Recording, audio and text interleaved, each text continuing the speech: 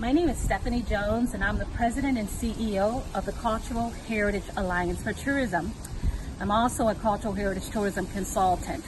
I'm in the beautiful land of Jamaica for 2 weeks as part of a U.S. State Department's fellowship. And I am going to be focusing on community tourism. Jamaica is the birthplace of community tourism. I am going to be showing you the faces behind community tourism in Montego Bay, Ocho Rios, Kingston, and Mandeville. You'll get to meet the pioneer of community tourism. So let's get started.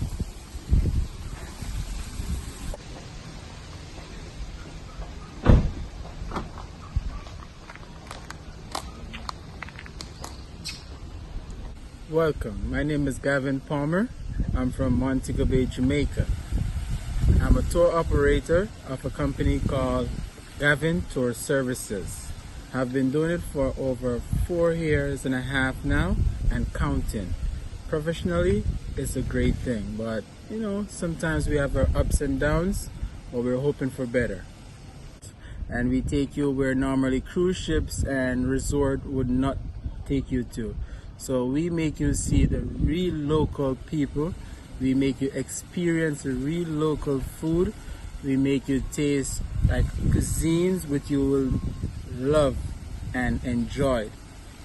And you will love being around us. Why? It's because we are authentic and we are the people's person. Yeah, from the heart. Yeah. As a small business owner, it's very hard to compete with other local. The resorts and big companies, they make it very hard for us. Why I would say that is because they provide the same service with a very small amount of fee, and anyone will gonna gravitate to the very small amount of fee. But the reason why it affects us is that they take like 63 persons, charge them a small fee, and then left us without any. Very hard for us. Very, very hard for us. I think one thing should happen is this.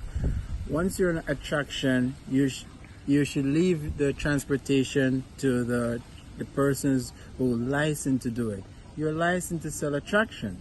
You should just make us the transporters, bring the people to you, and then you can have them for them to experience excursion, different sort of all kind of things.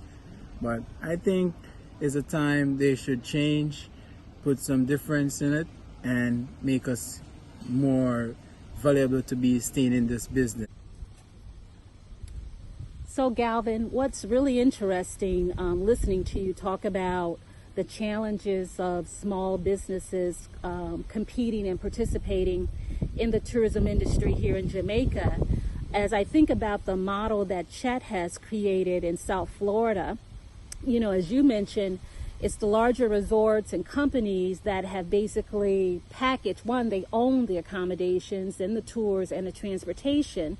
So they have packaged it, but what they have done is excluded small businesses like yours from actually participating in your local tourism ecosystem.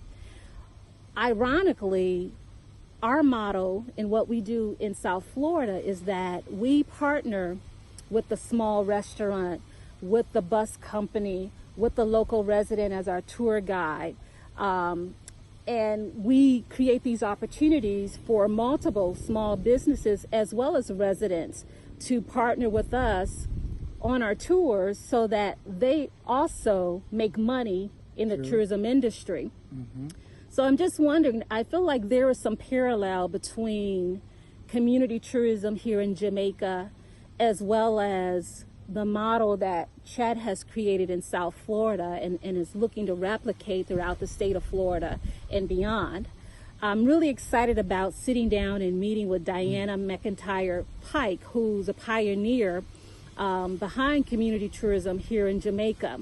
As I studied her research, as she shared with me, there's a lot of parallel regarding the work that she's been doing for over 40 years and the work that Chet has been doing for just the past 3 years. So I believe there's a lot of synergy for us to work together to really create broader inclusion, engagement, and opportunities for smaller businesses, not only in South Florida, but throughout the Jamaica and the Caribbean, to really be able to actively and profitably participate in tourism.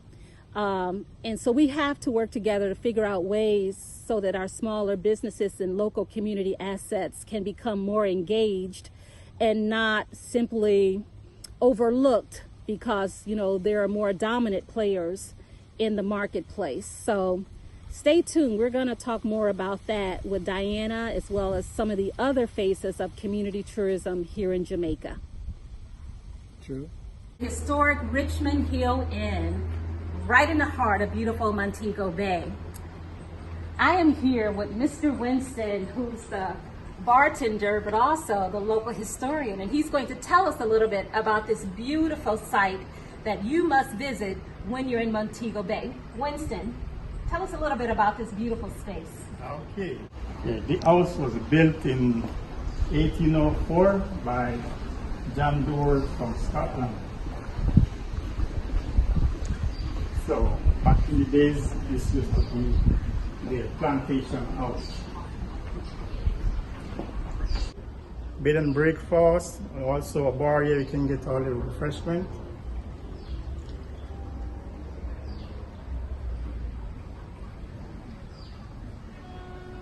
Jamaica, my country, my culture, my heritage. For the song.